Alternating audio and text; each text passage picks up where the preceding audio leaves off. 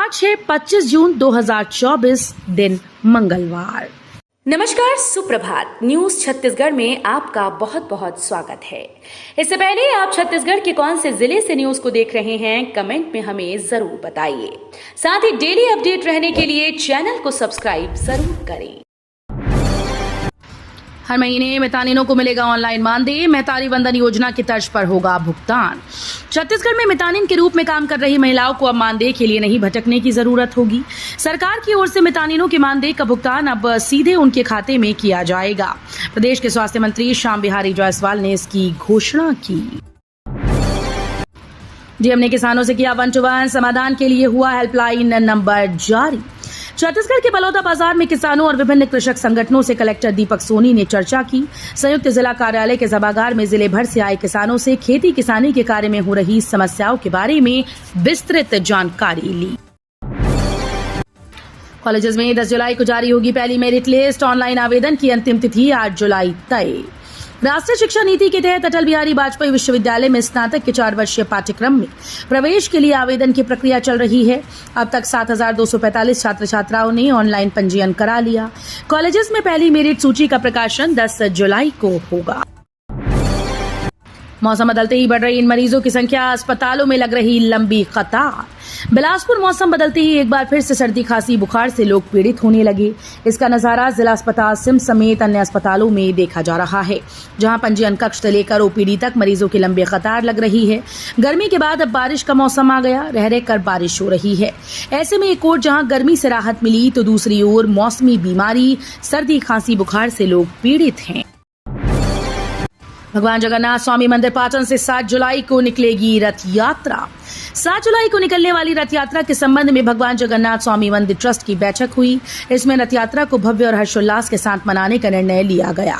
बैठक में प्रस्ताव रखा गया कि कार्यक्रम में मुख्य अतिथि सांसद विजय बघेल, अध्यक्षता मुख्य न्यासी अमरचंद वर्मा और विशेष अतिथि कुर्मी समाज के राज प्रधान युगल किशोर आडिल होंगे। डिप्टी सीएम अरुण साव पहुंचेंगे रायगढ़, विभागीय कार्यों की करेंगे समीक्षा। छत्तीसगढ़ के उप मुख्यमंत्री अरुण साव आज 25 जून को अपने रायगढ़ प्रवास के दौरान लोक निर्माण, लोक स्वास्थ्य यांत्रिकी और नगरीय प्रशासन व विकास विभाग के कार्यों की समीक्षा करेंगे। वे शहर में विभिन्न विकास कार्यों का निरीक्षण भी करेंगे। साव आज 25 जून को सवेरे 9:30 बजे रायपुर से सड़क मार्ग के द्वारा रायगढ़ के लिए रवाना होंगे। दीपक बैज बोले, पीएम आवास पर बीजेपी के दावे झूठे। यदि सच में 18 लाख आवास दिए तो श्वेत पत्र जारी करे सरकार।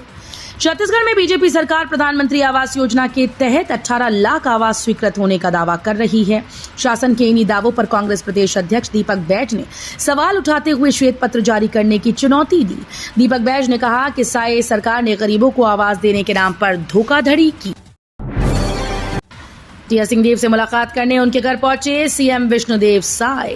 छत्तीसगढ़ के सीएम विष्णुदेव साय सोमवार को अंबिकापुर पहुंचे। सीएम साय के साथ कृषि मंत्री रामविचार नेताम भी थे। सीएम साय छत्तीसगढ़ के पूर्व डिप्टी सीएम टीएस सिंहदेव के आवास पर पहुंचे और उनके परिजनों से मुलाकात की। सीएम साय और टीएस सिंहदेव की मुलाकात किसी भी तरह से राजनीतिक नहीं है। टीएस बाबा की पत्नी का 15 जून को निधन हो गया था। सोमवार को सीएम साय ने टीएस सिंहदेव से मुलाकात कर उनकी पत्नी को श्रद्धा सुमन अर्पित किए। बिलासपुर से मुंबई के बीच हवाई सेवा जल्द। मुंबई बिलासपुर के बीच हवाई सेवा शुरू होने के मार्ग प्रशस्त हो रहे हैं। एलायंस एयर कंपनी के द्वारा मुंबई जलगांव के बीच हाल में नई फ्लाइट शुरू की। इस फ्लाइट को बिलासपुर तक बढ़ाने पर विचार शुरू कर दिया गया। इसके लिए एयर कंपनी ने प्रारंभिक काम भी शुरू कर दिया। 1 मार्च 2021 से बिलासपुर से हवाई सेवा शुरू होने के साथ ही देश के महानगरों के लिए फ्लाइट की मांग की जा रही है। बलौदा बाजार हिंसा, 8 लोगों को मिली बीमा राशि, 240 वाहनों को पहुंचाया गया था नुकसान। बलौदा बाजार आगजनी की घटना में करीब 12 करोड़ के नुकसान का अनुमान है। वहीं पीड़ितों को बीमा कंपनी से राशि मिलना शुरू हो गया। दस्तावेज रिकवरी के लिए भी टीम बनाई गई। बलौदा बाजार कलेक्टर दीपक सोनी और एसपी विजय अग्रवाल ने ये जानकारी दी। कलेक्टर दीपक सोनी ने बताया कि आगजनी की घटना में अब तक के आकलन में करीब 12 करोड़ के नुकसान का अनुमान है। एक्सप्रेस ट्रेन में कंफर्म बर्थ नहीं, यात्रियों की भीड़ बढ़ी, कई पैसेंजर ट्रेन रद्द। बिलासपुर जोनल स्टेशन से गुजरने वाली लंबी दूरी की ट्रेन में यात्रियों की डिमांड काफी बढ़ गई, जिसके चलते लोगों को कंफर्म बर्थ नहीं मिल रहा। टॉयलेट या फिर गेट पर बैठकर यात्री सफर करने के लिए मजबूर हैं। दरअसल इंफ्रास्ट्रक्चर डेवलपमेंट के चलते सभी दिशाओं की ट्रेन को कैंसिल कर दिया गया है। अब इलेक्ट्रॉनिक्स एंड कम्युनिकेशन की पढ़ाई भी, इस बार बीटेक में 283 सीटों में एडमिशन। आईआईटी भिलाई में इस सत्र यानी 2024-25 से इलेक्ट्रॉनिक्स एंड कम्युनिकेशन इंजीनियरिंग की पढ़ाई भी होगी। 40 सीटों के साथ ये नया ब्रांच शुरू हो रहा है। इस तरह से इस बार यहां बीटेक की 283 सीट्स में एडमिशन होंगे। आईआईटी में प्रवेश के लिए जॉइंट सीट एलोकेशन अथॉरिटी की ओर से काउंसलिंग की प्रक्रिया चल रही है।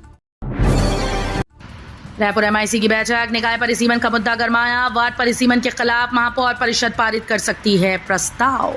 रायपुर नगर निगम मेयर काउंसिल की बैठक शुरू हो गई। इसमें वार्ड के परिसीमन को लेकर चर्चा हो रही है।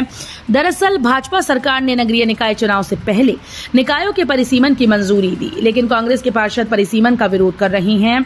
मेयर एजाज ढेबर की अध्यक्षता में हो रही इस बैठक में चर्चा के बाद परिसीमन के विरोध में एजेंडा भी पास किया जा सकता है। बारन वापारा अभ्यारण्य में एक बाघ व 3 दंतैल हाथी की दस्तक, वन विभाग ने लोगों को किया अलर्ट। बलौदा बाजार वनमंडल अंतर्गत बारन वापारा अभ्यारण्य एवं देवपुर परिक्षेत्र में 3 दंतैल हाथी और एक बाघ का विचरण हो रहा है। एक हाथी ME2 नवागांव अचानकपुर क्षेत्र, एक हाथी ME3 फुरफुंदी एवं एक हाथी बलदा कछार परिक्षेत्र व उससे लगे निगम क्षेत्र में विचरण कर रहा है। वनमंडल बलौदा बाजार के अंतर्गत बाघ का विचरण, जो पिछले 3 माह से बलदा कछार परिक्षेत्र और निगम क्षेत्र में नियमित रूप से विचरण कर रहा था, ग्रामीणों के द्वारा कल रात को देवगढ़ घाट के पास प्रत्यक्ष रूप से देखा गया। बस्तर में नक्सलियों के खिलाफ इस साल भी चलेगा ऑपरेशन मानसून, जवानों ने बनाई रणनीति। छत्तीसगढ़ में मानसून ने दस्तक दे दी है और इसी के साथ बस्तर में नक्सलियों का मूवमेंट शुरू हो जाता है। नक्सली मानसून के दौरान पूरी तरह से सक्रिय हो जाते हैं और इस दौरान अपने ठिकाने बदलने के साथ फोर्स को नुकसान पहुंचाने के लिए भी कई तरह के पैतरे आजमाते हैं। कोंडागांव में रेत माफिया पर प्रशासन की बड़ी कार्रवाई, 170 ट्रक रेत जब्त। छत्तीसगढ़ के कोंडागांव जिले में रेत माफिया पर राजस्व विभाग ने बड़ी कार्रवाई की है। विभाग ने 170 ट्रक अवैध रेत जब्त की। रेत माफिया बारिश के पहले नदियों से रेत निकाल डंप कर लेते हैं, फिर महंगे दामों में बेचते हैं। रेत निकालने की लगातार शिकायतें मिल रही हैं, जिस पर राजस्व विभाग ने एक्शन लिया। सिटी बोर्ड ने जारी किया 12वीं का पुनर्गणना और पुनर्मूल्यांकन का परिणाम, 4000 से अधिक परीक्षार्थी के बढ़े अंक। छत्तीसगढ़ माध्यमिक शिक्षा मंडल ने रविवार को 12वीं मुख्य परीक्षा 2024 के पुनर्गणना और पुनर्मूल्यांकन का परिणाम जारी कर दिया। इससे 4000 से अधिक परीक्षार्थियों का अंकों में बदलाव हुआ।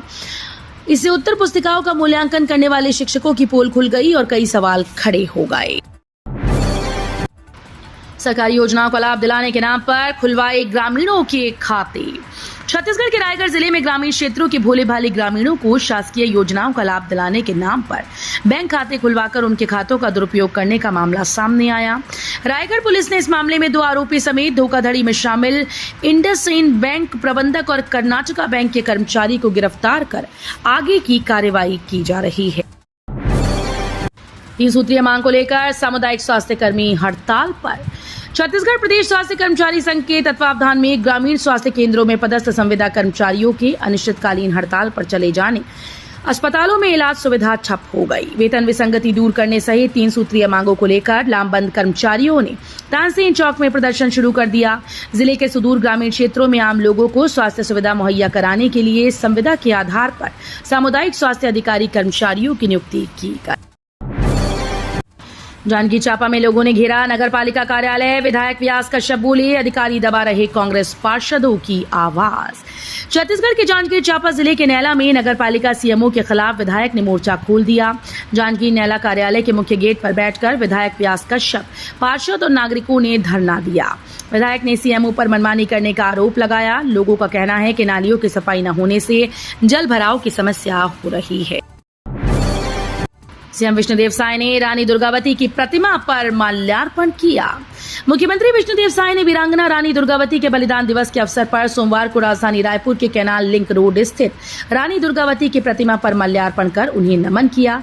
इस मौके पर कृषि मंत्री रामविचार नेतान और वन मंत्री केदार कश्यप भी मौजूद रहे। बुलडोजर कार्रवाई में अतिक्रमण हुआ जमींदोज, 40 घरों और 20 हेक्टेयर जमीन को किया कब्जा मुक्त। छत्तीसगढ़ के सूरजपुर में बुलडोजर की कार्रवाई हुई। यहां के प्रेमनगर इलाके में भारी विरोध के बीच प्रशासन ने बुलडोजर चलाकर 40 लोगों के घरों और लगभग 20 हेक्टेयर जमीन से ज्यादा जंगल पर हुए अतिक्रमण को जमींदोज कर दिया है। दरअसल प्रेमनगर ब्लॉक के महेशपुर गांव में पड़ने वाले वन विकास निगम के जंगलों में पिछले कई सालों से डेरा डाले राष्ट्रपति के दत्तक पुत्र पंडो आदिवासियों का लगभग 4 दर्जन परिवारों ने वन विकास निगम की भूमि पर अवैध तरीके से कब्जा कर लिया था। रायगढ़ में सरकारी योजना के लाभ के नाम पर ठगी, ग्रामीणों के खातों से सट्टा ऐप में लगाए रुपए। छत्तीसगढ़ के रायगढ़ जिले में सरकारी योजना का लाभ दिलाने के नाम पर ठगी का मामला सामने आया। आरोपी लोगों को योजना का लाभ दिलाने के नाम पर उनका बैंक खाता खुलवाते थे और उन्हीं के खाते से महादेव और लोटस जैसे सट्टा ऐप में लेन देन करती थी। जब ग्रामीण के खाते से लेन देन ज्यादा हुई तो इसकी शिकायत पुलिस में की गई। बलौदाबाजार अमर गुफा हिंसा पर मायावती की मांग, बिना शर्त तत्काल हो रिहाई। छत्तीसगढ़ के बलौदाबाजार में बीते 10 जून को धरना प्रदर्शन में लोग आक्रोशित हो गए और पुलिस पर पथराव किया। मारपीट करते हुए पुलिस थाना परिसर में खड़ी गाड़ियों में आग लगा दी गई और हिंसा पुलिस के कंट्रोल के बाहर चली गई। इस दौरान कई पुलिस कर्मचारियों और अधिकारियों को गंभीर चोटें आईं। इस पर अब बहुजन समाज पार्टी मुखिया मायावती ने चिंता व्यक्त की है। बिलासपुर में लीगल एंड डिफेंस काउंसिल का एडवांस ट्रेनिंग प्रोग्राम। छत्तीसगढ़ के बिलासपुर में लीगल एंड डिफेंस काउंसिल के एडवांस ट्रेनिंग प्रोग्राम की शुरुआत हुई। कार्यक्रम में छत्तीसगढ़ हाईकोर्ट के चीफ जस्टिस रमेश सिन्हा मुख्य अतिथि के रूप में शामिल हुए। मुख्य न्यायाधीश ने कहा कि विचाराधीन बंदियों और जरूरतमंदों को फ्री कानूनी सहायता उपलब्ध कराना सभी काउंसिल की जिम्मेदारी है।